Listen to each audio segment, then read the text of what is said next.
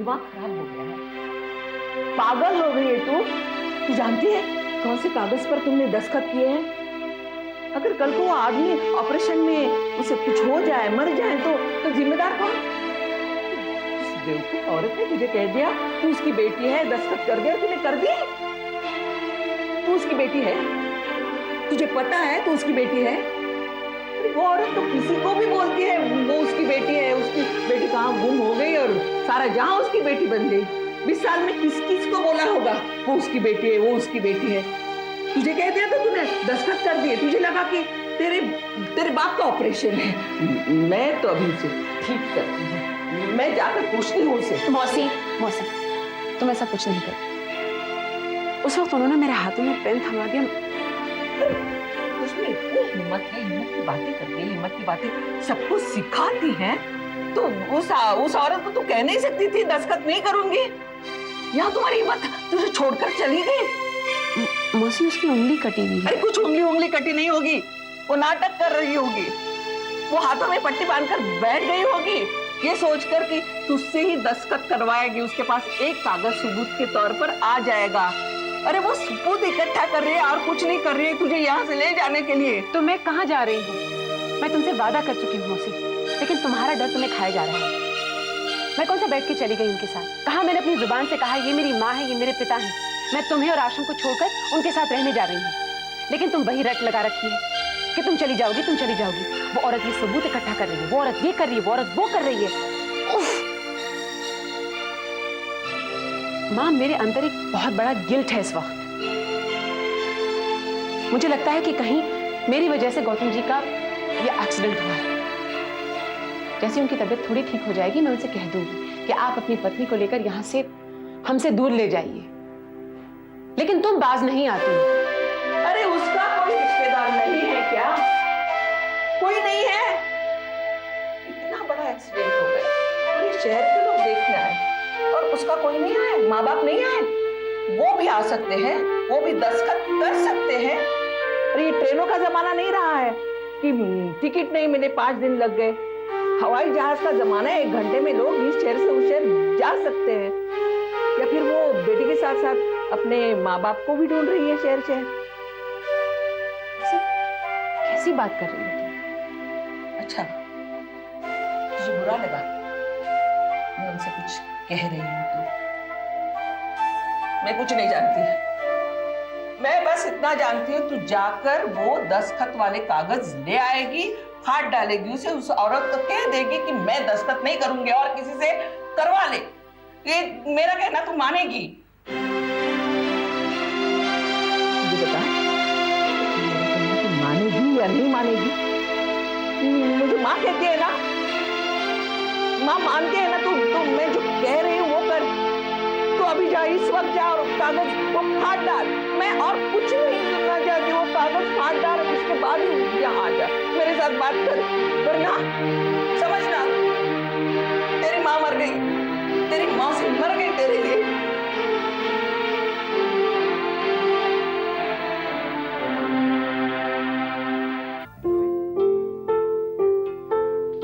मेरी समझ में ये नहीं आ रहा है कि मैं क्या कहूँ और क्या ना कहूँ। वहां वसुधा ने गौतम जी के ऑपरेशन के पेपर्स पे साइन किए हैं, शायद इंसानियत के तौर पे, क्योंकि सरिता जी के हाथ में चोट लगी थी और ऑपरेशन जल्दी करना था। पता नहीं, कभी कभी इंसान ऐसे सिचुएशंस में फंस जाता है, ऐसे हालात में फंस जाता है जिससे वो कभी हिल भी नहीं सकता, बढ़ भी नहीं सकता, रुक भी नहीं सकता। सुमित, वहां मौसी ने सारा आश्रम अपने सर पे उठा रखा है कि वसुधा तो छोड़ के चली जा रही है, उसे तो अपनी माँ मिल गई वगैरह वगैरह, जबकि ऐसा कुछ नहीं है। देखो नेहा, तुम एक बात बहुत ध्यान से समझ लो, प्यार की सांसें तब तक चलती रहती है, प्यार की उम्र तब तक बढ़ती रहती है जब तक प्यार करने वालों को एक दूसरे को खोने का डर हो, जब तक वो एक दूसरे के बारे में इनसिक्योर हो। Freedom in love doesn't work. कहने और सुनने में बहुत अच्छा लगता है, बहुत अच्छा स्टांस देता है, पर या तो प्यार है या फ्रीडम है। प्यार है तो मानसिक जंजीरें हैं जो हमें एक दूसरे से जकड़े रहती हैं, ज़हनी तौर पर। और अगर आजादी है तो वेल, मौसी और वसुधा के बीच भी यही है नेहा। वो दोनों एक दूसरे से बहुत प्यार करते हैं, इसीलिए तो मौसी को डर है वसुधा के खोने का। लेकिन ऐसा नहीं होना चाहिए ना सुबह। ऐसा नहीं होना चाहिए नेहा, लेकिन ऐसा होता है। अच्छा, तुम क्यों परेशान हो जाती हो जब मैं देर से घर आता हूँ या मैं तुम्हें फोन नहीं करता? तुम छोड़ दो मुझे। तुम क्यों नहीं बेपरवाह हो जाती? तुम नहीं होगी नेहा, क्योंकि अगर तुम ये सब छोड़ दोगी तो फिर हमें बांधेगा कौन? ये ख्याल ही तो हमारी जंजीरें हैं। और अगर तुम इससे रिहा हो जाओगी तो तुम्हें खुद अपने वजूद पर शक होने लगेगा। अच्छा, एक बात बताओ नेहा, अगर तुम्हारे साथ ऐसा होता जो कुछ वसुधा के साथ हुआ है, तो तुम क्या करते? अगर कोई एक आदमी और औरत तुम्हारे पास आते और कहते कि हम तुम्हारे माता पिता हैं, हमसे भूल हो गई, गलती हो गई, हमें माफ कर दो, तो तुम क्या करते?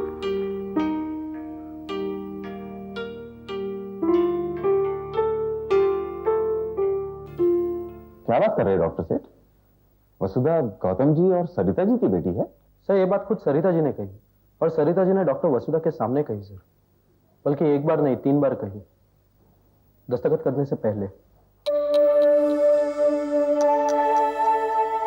आश्रम में रहती है, उसके माँ बाप उससे अलग रहते हैं, तो जिस तरह से वो उनके साथ पेश आ रही है अजनबी की तरह, और दस्तखत करती है बेटी की तरह। It's all confusing, quite strange. Sir, मैं खुद हैरान हो गया जब सरिता जी ने उन्हें अपनी बेटी कहा और वो चुप रही और दस्तखत कर दी। Anyway, हमें उनसे क्या लेने देना, ये वसुधा का निजी मामला है, और हमारा कोई ऐसा फर्ज भी नहीं बनता कि हम उनसे पूछताछ करें। Okay, it's entirely their own problem. मैं शायद अपनी हिम्मत खो बैठती। सुबह मेरी समझ में नहीं आता मैं क्या कदम उठाऊं। बहुत मुश्किल है, बहुत मुश्किल है। हर आदमी को अपने हिस्से के गम झेलने पड़ते हैं। भगवान ने ऐसा कोई इंसान बनाया ही नहीं जिसे गमों से निजात हो। हाँ, उसने ताकत जरूर दी है इंसान को अपने अपने गमों से लड़ने की, और उस ताकत से लगता है कि सामने वाले का गम कम है और मेरा ज्यादा। क्या शिल्पा का गम कम है? यहां से लगता नहीं है, नहीं, पर उसके बच्चे कहीं और, वो खुद कहीं और उसका पति कहीं और। काफी बड़ा गम है। और संगीता की तकलीफ, वो काम करना चाहती है, उड़ना चाहती है, लेकिन उस बेचारी की तो पंख ही काटती है। तुम अपने आप को ही देख लो नेहा, तुम्हारे पास वो सब कुछ है जो उनके पास नहीं है। घर, पति, आजादी, लेकिन हमारे अपने गम हैं, औलाद, जिसे वो महसूस नहीं कर सकते। इसी तरह वसुधा के गमों की भी अपनी कहानी है, और वो खुद ही उसे बेहतर समझ सकती है।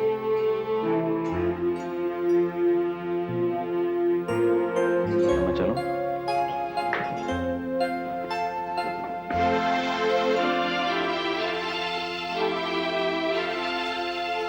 एक्सक्यूज मी, गौतम सरीन का कमरा कहाँ है? आईसीयू में, यहाँ से लेफ्ट में।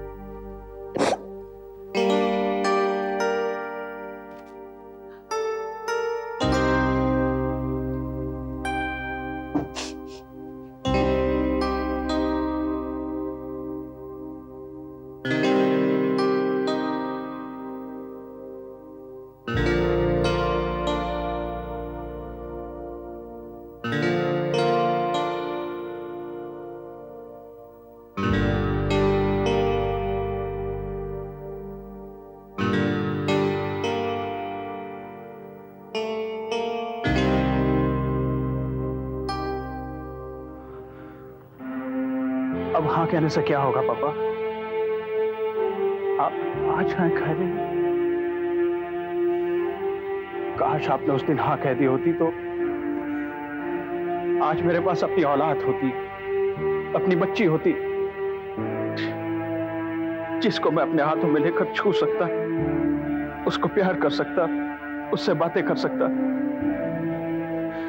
पर नहीं, उस दिन तो आपका अहंकार, जिद, नाम, ओहदा, रुतबा आपके आड़े आ गया, और ये सोचे बगैर कि जिस लड़की से आपका बेटा प्यार करता है, जिसके साथ वो जिंदगी बिताना चाहता है, उसे ये हक है या नहीं। इतना बड़ा जिद कि उसके हाथ से उसकी औलाद ही चली जाए। मुझे बहुत तकलीफ हो रही है पापा, ये मैं ही जानता हूं। सिर्फ मैं और सरिता। शायद पापा आपकी औलाद आपकी आंखों के सामने बड़ी हुई है, इसीलिए आपको औलाद की दूरी का एहसास नहीं है। पर मेरी तो औलाद चली गई ना, मेरी बच्ची चली गई। उसकी मां पागल हो गई है, वो अपनी बच्ची के लिए दर दर भटक रही है पापा, दीवानी हो गई है।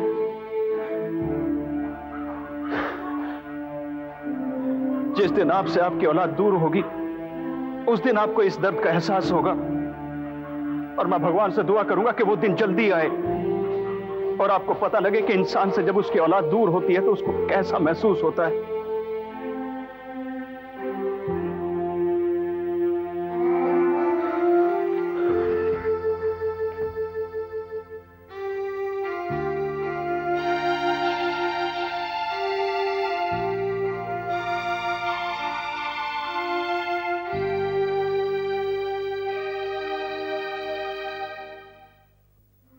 मुझे माफ करना बेटी, मुझे माफ कर, मगर मुझसे दूर मत जाना, मेरी आंखों के सामने रहना बेटी।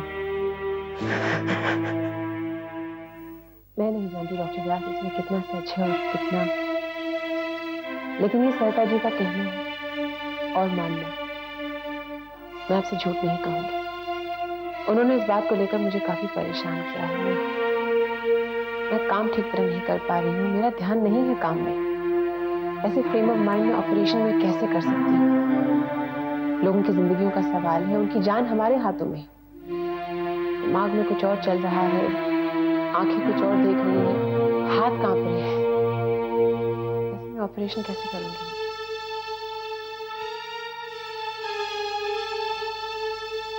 वसुधा, तुम इस बात को सुलझा क्यों नहीं देती? डॉक्टर व्यास, मैं उनकी ये बात कैसे मान लूं? मान ही तो रही हो तुम। देखो, दस्तखत भी तो तुम ही किए हैं। देखो वसुधा, उनका क्या कहना है, वो क्या करती हैं, उनका मानना है, तुम्हारा क्या मानना है? क्या तुम उनकी हर बात से सहमत हो?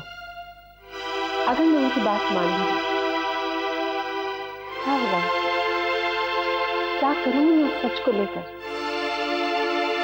अगर इतने सालों बाद आपकी जिंदगी में एक सच आता है जो आपकी जिंदगी को पूरी तरह तब्दील कर देता है, उथल पुथल कर देता है, जो अंदर है उसे बाहर लाने पर मजबूर कर देता है, जो बाहर है उसे छुपाने पर, तो मुझे नहीं लगता मैं ऐसा कर पाऊंगी। तो तुमने दस्तखत नहीं करना चाहिए था।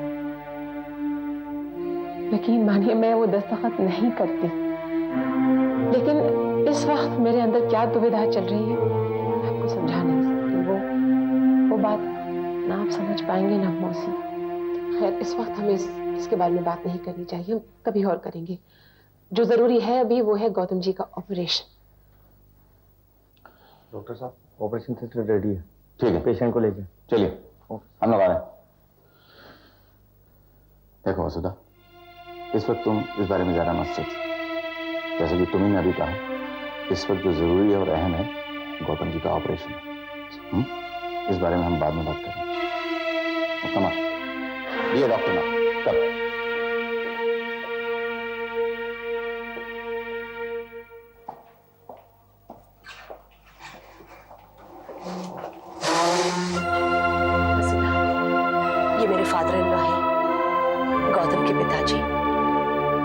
और डैडी, ये डॉक्टर वसुधा है, ये वही है जिसके बारे में मैंने आपको।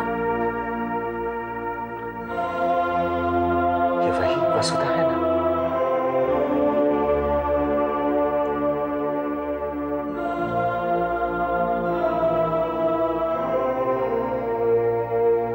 कैसी हो बेटी? जी अच्छी।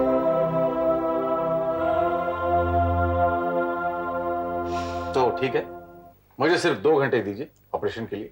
आप लोग यहीं इंतजार कीजिए, उसके बाद मैं और गौतम हंसते हुए बाहर चले आएंगे। हाँ, आपने सारी फॉर्मेलिटीज तो पूरी कर ली हैं। जी, वो कल कुछ पेपर्स लाए थे, उस पे तो दस्तखत कर दिए गए हैं। हाँ, पर उसमें तो दस्तखत वसुधा ने किया है। जी, एक ही तो बात है। वसुधा, अगर तुम दस्तखत सिग्नेचर चेंज करना चाहो तो अभी भी वक्त है। अभी ऑपरेशन नहीं हुआ है और सिंस सरिता जी के फादर इन लॉ यहीं पर हैं, तो वो दस्तखत कर सकते हैं। I think this can still be done. अब एक ही तो बात है ना सर, मेरा मतलब है कि अगर वसुधा को कोई एतराज नहीं है तो। सोच लो वसुधा।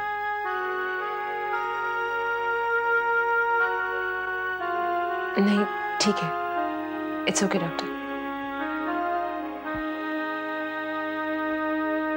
Okay then. Wish me luck. Wish me all the best. Thank you, Mr. Sareen. Good. Bye-bye.